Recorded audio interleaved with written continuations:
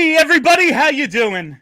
Well, that's good. Welcome to PHLY Flyers presented by Mortgage CS. Check out mortgagecs.com/PHLY to start your home buying process today. Company NMLS ID number 1464766. My name is Bill Matz. I'm your director of fun and games. Man, Game 7 is tomorrow. I feel like we just fucking won it. It's happening. I am joined by Philadelphia's #1 hockey beat reporter, Charlie O'Connor, and Broad Street Hockey's own Kelly Hinkle.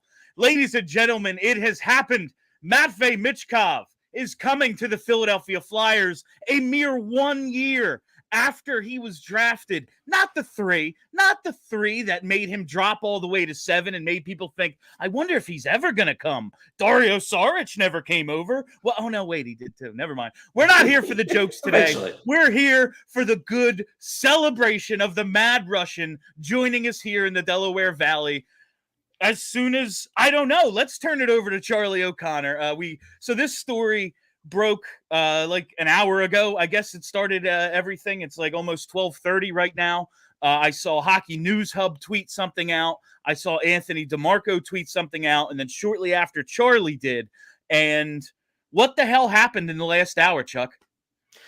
I mean, I just think that they've come to some sort of arrangement. And by they, I mean the Michkov camp with SKA St. Petersburg to terminate the deal. Now, my understanding is that not every single thing is done yet, but let me put it this way.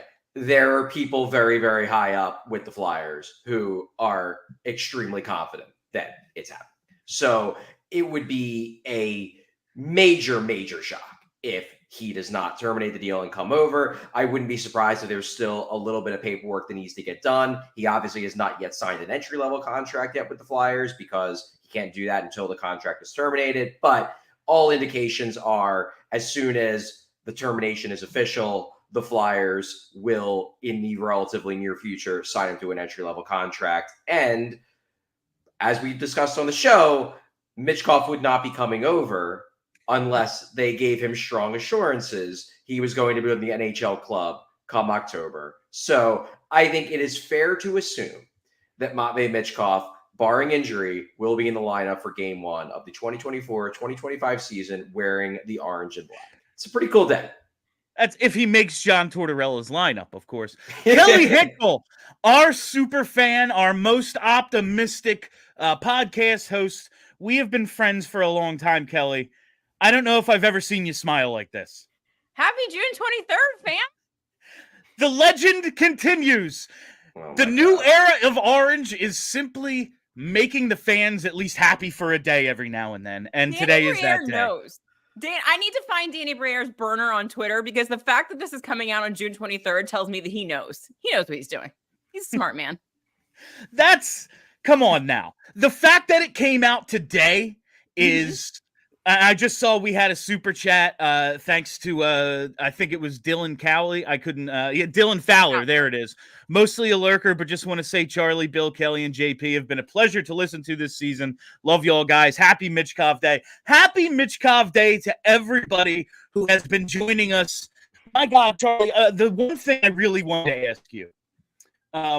We've all been doing this together a long time. Shout out Steph Driver as well.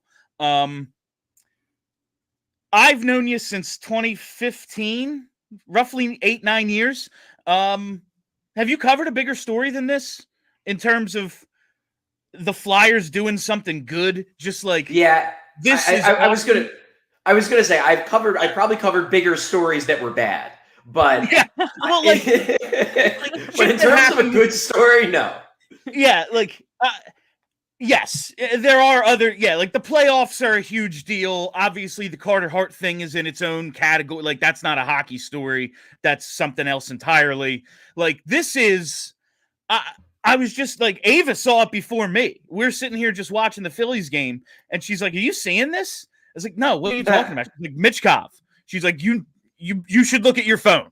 And like, I was like, I'm like, this is the biggest story since... I mean, trading Giroux is a big deal because he's a franchise icon, but like they did it because the team sucked and it's, 14 years. Like, what's been bigger than that? Well, I mean, I hate to I hate to bring this up because it ultimately did not work out the way Flyers fans wanted it, but probably the biggest just sheer excitement was jumping from 13 to 2. Probably. Yeah. I remembered, 13-2 winning the lottery. That was a pretty big one. But this is, at least we know who we're getting, kinda. You know? I don't think he's got, I don't think he's already hurt. I don't think he's going to have these things out loud, William. Please just don't. Listen, I am just excited today. I usually, we come on here and there's an outline. I have somewhere to go. And this is just exuberance right now. We've been saying at some point, and we've been saying this for years now. I mean, my God, I probably said it last show, and I probably said it our first show together. At some point, the team's luck has to turn. Yeah. Michkov falling to 7. Yes, geopolitical issues, all that. There's reasons he fell to 7 other than just a contract. But he is here because he wasn't coming for 3 years. 1. He's going to be here faster than most of the players in that first round. Yeah. I mean, I think the one thing, and most fans, especially those of the online variety, get this. But if we have any casual fans who are on this podcast watching, because they're like, why is everyone so excited? I want to jump on. First off, welcome. Secondly, I want to make it clear. Michkov is one of the, if not the best prospect not in the NHL. This guy has superstar level potential. I'm not saying it's a guarantee he is going to be a superstar, but it is clear.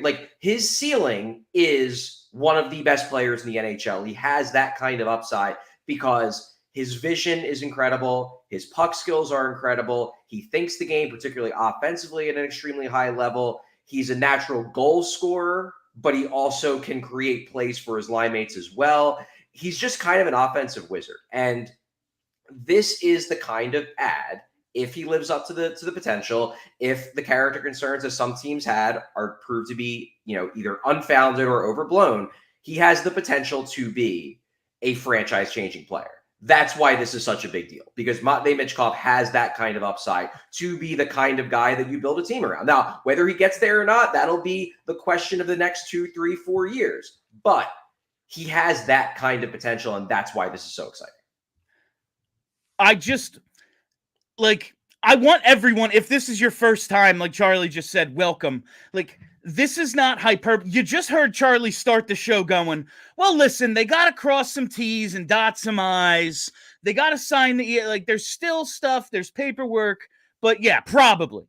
So Charlie is not prone to hyperbole, is what I'm telling you. No. If he's saying that the thought is this guy is basically like getting a top 3 pick, I don't know. I don't want to say generational talent because no one thinks this dude's going to be McDavid or Crosby, right? But after that, just I hate to say run-of-the-mill superstar, but is he, when you say franchise changing, so ceiling of a top 10 forward in the NHL? Yeah, I think so. I mean, the guy...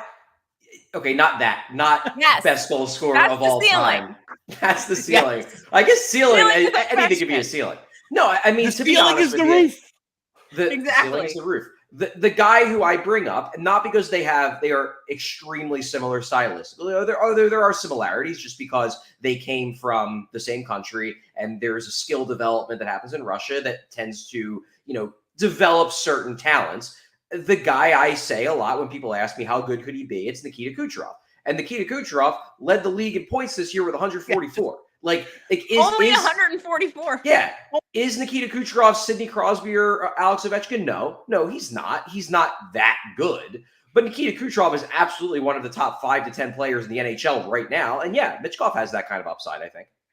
It's Nikita Kucherov has a Hart Trophy under his belt, is a finalist this year, and in any year in the previous 15 would walk away with it. It's just a bunch of dudes had awesome years this year. And does he have a Conn Smythe? I want to say he does, but I'm not positive. No, they only won 2. I think it was Hedman and Vasilevsky. That sounds right. I'd have to go back and look. Okay. But I mean, Awesome freaking player with a Hart Trophy, another finalist this year. That's the ceiling we're talking about, is a dude who can be that game changer for us. I'm feeling great right now. And do we start the conversation of, okay, what does this mean for the offseason? Or is it still like, what does this mean for right now? Like, when does he get here? You know, like, what do we have any idea of any of that, or is that still all to be determined? I mean, I'm personally fascinated to see if he's going to show up for development camp. And I think that's just all going to come down to how quickly they get through this paperwork, how quick, because I mean, he has to sign an entry-level contract, but there have been Russian players who have come over and participated in development camp. Now, granted, this was prior to Russia invading Ukraine. It's a totally different situation. But there have been, like, I saw Ivan Fedotov at development camps long before. Like, so guys can come over when the team has their rights without signing an entry-level contract. So even if the Flyers are, say, the first week of July, still negotiating all the bonuses, because I got news for you. Michkov's going to get all the bonuses. Like, they're going to give him all the freaking bonuses. It's going to take a little bit probably to negotiate all that stuff, unless they've already done it in advance. And it's just a matter of, like, contract's done, just got to go sign.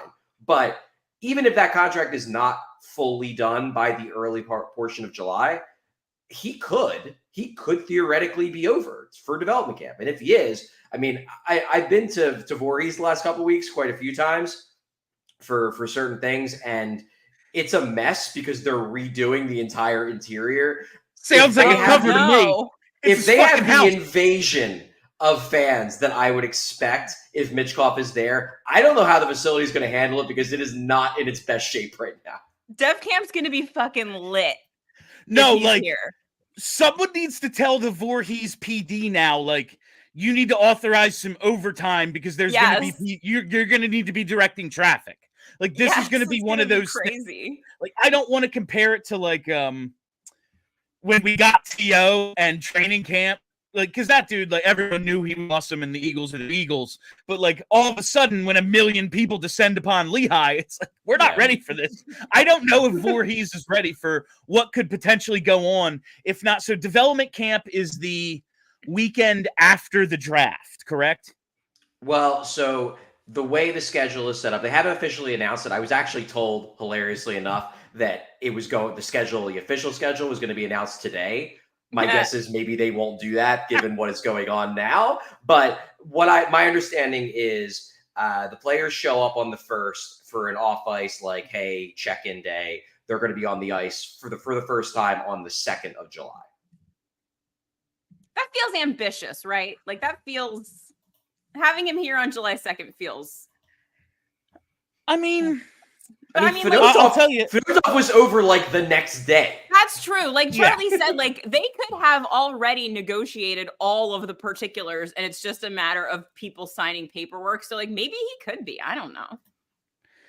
I was just sorry, my phone was blowing up with people who want to know what's going on. And I'm like, I'm doing a show. I don't even know if it's bleeding over like into the stream, but that was me. My bad if it was.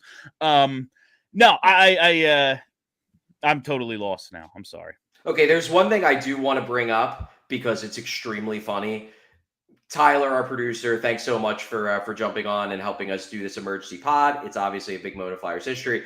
Bring up the Danny Briere shit-eating grin picture from last Thursday. There it is. He fucking knew. You guys called it. He knew. No, that's what I wanted to do now. I remember. Sorry. That is the face of a man who knew what was coming. Yep. Charlie, you know, Voorhees, this is my conspiracy theory. They're not renovating Voorhees. All those Instagram posts, they built a set, and he's been there the whole time. It's like that's what they did. Yeah.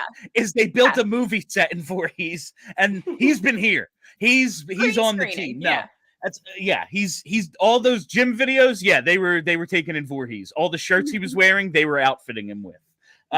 This is what a tremendous day. But now we look. Does this change the draft? Does this change what they're going to do on July 1st at all? I have said if he's coming over previously, like, oh, maybe you look into a Mitch Marner. I kind of want them to pursue a player of equal or greater talent so that he can develop alongside another elite player. And we're not in a situation of Yeah, man, team's yours to a dude who isn't 20 years old yet, in first season in North America. Kind of like take that pressure off him a little bit. Do you think there might be any appetite to do that? My understanding when I did all my poking around and I released an article on this, it was for Diehards Only in early June, basically breaking down how I saw the offseason shaping up.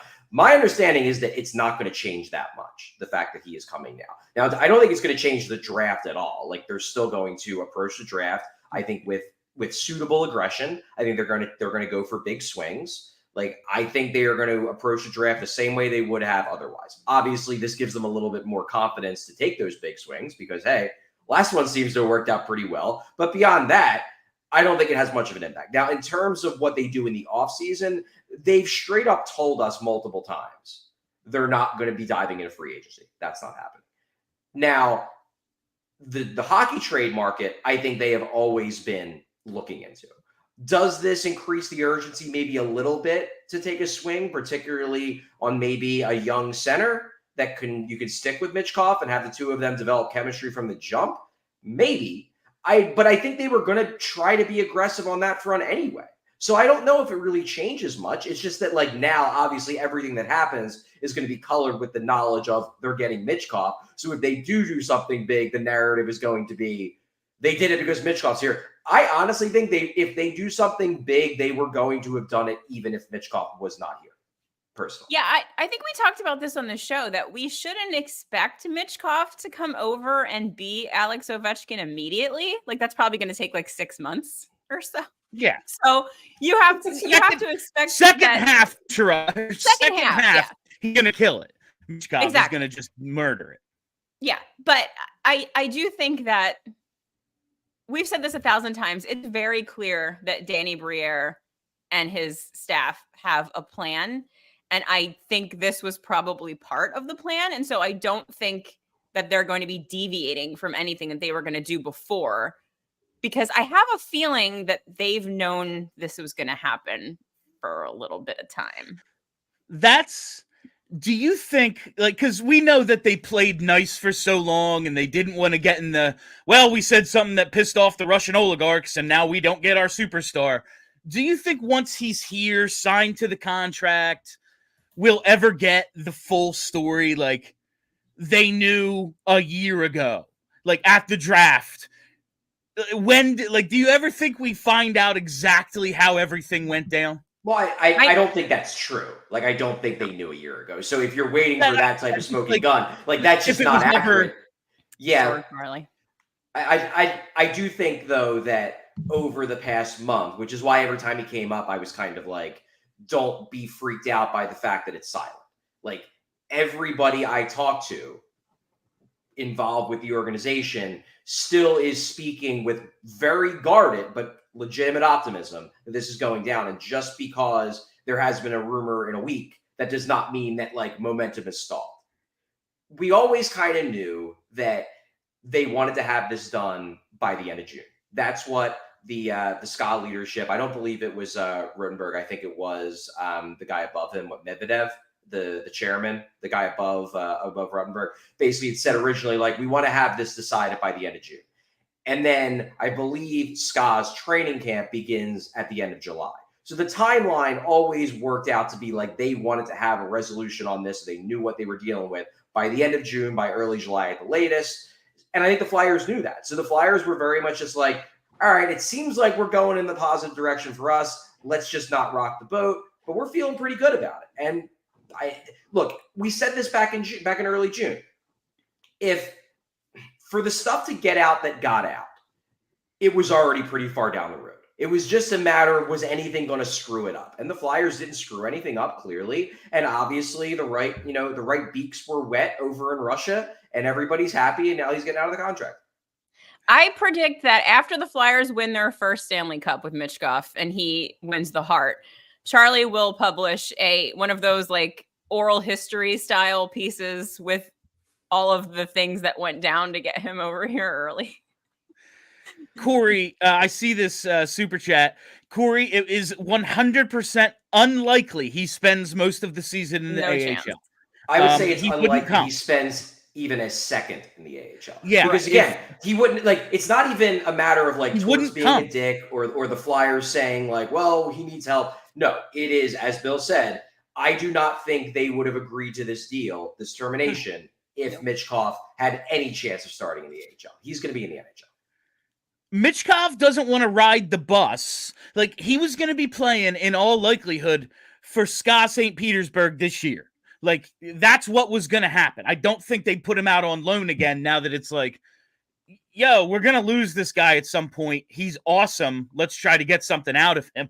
Like, in the KHL, which is maybe not right now because of all the restrictions, players that, like foreign players who may or may not be in the league, but for the most part, a league equal to or better than the AHL. Like, he wouldn't do that. He's only coming, and they wouldn't give him up if it was like, oh, he's going to play. No, we're not sending him. If he wants to live his dream of playing the NHL, fine, sure, give us a bunch of money and we'll let him do that. But if it's in the AHL, no, we're just going to have him play for us. Like, neither side would be down with him on the Phantoms. It just wouldn't happen. If he gets hurt, maybe as a conditioning stint there, that's the only time he's ever going to wear a Phantoms jersey. Yeah, for sure. Also, this is interesting because it makes you think, like, I hate to take it back to William Gauthier, but like, this shows that like the Flyers are willing to play ball with their prospects. Like, they're not. So like that whole theory that the Flyers were just like, no, we're going to start you in the AHL. You have to play there. Like, that didn't happen. Like, he didn't hear what he wasn't begged. That's what happened. Yeah, he's an like, asshole. What happened? The end. I just think like maybe he ends up being a good kid. I don't know, but I think he sucks. Like, I think he's a dick. I'm never gonna like him, and it does show. You like, dork, you're never gonna play with anyone as good as Matvei Michkov. The organization was in chaos, and they were like, all right, and we have to meet with this kid, and just kind of didn't tell him what he wanted to hear immediately, and he was like, fuck it. And you know what? 19, 20 year, maybe you do the same thing, but like, I want to know, I would love to know the timeline. If like, yes, they knew when the stuff started to come out, they probably had a good feeling. Like, when you executed the Gauthier trade, did you know? Like, because there's probably, if there's, oh man, he's not going to be here for 3 years, and we don't know what this whole situation is going to be. We have this kid who just killed it at World Juniors. Like, do we wait for him to change his mind? Maybe there's a little bit more appetite for that. I would just love to know the timeline, but we never will. So yeah, I mean, I think it'll come out. These are the kinds of things that like might come out 20 years, 30 years down the road, especially if he becomes a really good player. Where like the Flyers at 80, like, Greenberg did his Flyers at 50, like that kind of book. Because again, there's an incentive on the Flyers' part where, if they were involved more hands-on than they are letting on, if they were very much involved in the negotiations, if they, paid some people, it's in their best interest not to say that, because number one, it's against the rules. Number two, they're going to probably draft other Russian players, and they don't want to burn that bridge or poison that well. So in the short term, and I'm not even saying they were involved in any major way. They very well could have just been completely hands-off, and this was all done by the Michkov camp. But if they were, there is no reason for them to release it, because it could hurt them down the road with other players they are trying to get over here. Because I don't think they're going to stop drafting Russians. Like, they've got Zavragin over there. They've got other guys that are in the pipeline. Like, Kolosov is under contract, but like, you never know if he goes back. Who knows? There's no incentive for them to give us all the information. They just want everyone to be happy that he's coming, and he looks like he's coming. And goddamn, it feels great. I just saw a comment. You can absolutely trade TK, and now it's imperative. Do you think this changes the TK situation at all? I mean, it is another right winger and a highly skilled one. No, I don't think it changes the TK situation at all. I think they are intent upon re-signing him. I believe they are going to re-sign him. I guess we'll see. I mean, if secretly they've run into like a large disagreement about his value, maybe he gets traded this week, but I'm not expecting it. And if anything, they might look at this as, well, we want Michkov to be coming to a team with some talent, And Konecny could play the left side. He's done it before. They could put them on the same line for a bit, see how it works. Like, that's not out of the realm of possibility. But no, I do not think this really impacts the TK stuff at all. June 23rd is a great day to trade Travis Konecny. I'm just saying. If you're going to do it, it might as well be, honestly, Today's the day. I don't know. We're off tomorrow. So would you rather do another emergency pod or it just happen on like Wednesday? You know, like, but it can't be a coincidence this came out today, right? Like, this seems intentional. And there was like, I saw multiple graphics. I think Nasty Knuckles put one out. Like, a couple of the markets, like outlets in town put out like the history of June 23rd. It can't be a coincidence it came out today. Nah, especially since he had that look on his face in that press conference. He knew then. He was just like, nah, let's wait till Sunday. That'll be funny. I highly doubt personally that SKA St. Petersburg held this information because they wanted it to come out on June 23rd, just because online Flyers fans in particular would think it's cool. But it's still pretty cool that it came out on June 23rd. It's not out of the realm of possibility. I'm just saying, what if the Flyers held it a day or two? Like, I don't think, but that's the thing. I don't think the Flyers held this. I think the initial reports came from Russia. Like, obviously, then we all got confirmation from people in the States. I mean, I guess I can't speak for every single journalist on this beat. My guess is everybody got confirmation from people in the States. But the initial report from Hockey News Hub, I mean, that appears to have come from Russia. So I don't think this was a Flyers leak first. I think this was a Russia leak first. And then the Flyers are like, well, yeah, looks like that. Hockey News Hub, unblock me, please. I don't know what I did. I'm blocked by that dude for some reason, and it drives me crazy. I need to see his tweets. I think it was like anyone who was like, listen, I don't know what this outlet is, but here's something. Like, he blocked those people, I think. Because I don't think PHLY Flyers is, but I might be. I don't know. No, I just saw his tweet, so it can't be us. But thank you, Hockey News Hub. We love you now. Thanks. Regardless of anything. It was, man, what a good day to be a Flyers fan. There haven't been a ton of really good days to be a Flyers fan in a long time. You go back to like our first draft party. I guess now is a good time to tell you, come on out to our 7th draft party. I think it's going to be a better time than that first one. Honestly, that first one, we won the lottery, picking 2. It was a tremendous time. We had Jonesy on the show. That was a great day. It was one of the highlights of my career. I am thinking now that we have Michkov confirmation. The fans are going to come out in droves. So come on out to Chickie's in South Philly, Chickie's and Pete's down on Packer Ave on Friday, June 28th for the draft. There's going to be some food. There's going to be drink specials.